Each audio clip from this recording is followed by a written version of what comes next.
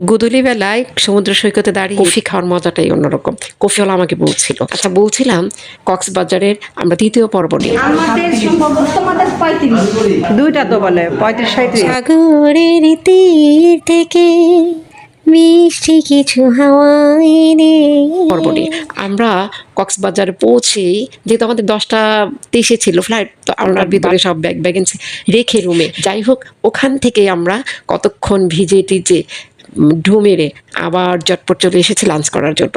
তো সুন্দর লাঞ্চ করে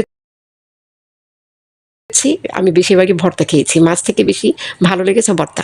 তো আবার বাসায় রুমে এসেছি, রুমে এসে ফ্রেশ ট্রেশ হয়ে আবার সন্ধ্যায় গিয়েছি। সন্ধ্যায় গিয়ে ওই মুহূর্তটা সবচেয়ে সুন্দর ছিল। গোধূলিবেলা সূর্য ডুবে যাচ্ছে, নিভু নিভু একটা আলো, খুবই ভালো লাগছে। ঝাউবনে ছবি তোলা থেকে শুরু করে অনেকগুলো ভিডিও ছিল আমার, যেহেতু ভিডিওগুলো ডিলিট হয়ে গেছে, ওখানকার ছবিগুলো রয়ে গেছে, ছবিগুলোই আপনাদের সামনে তুলে ধরলাম।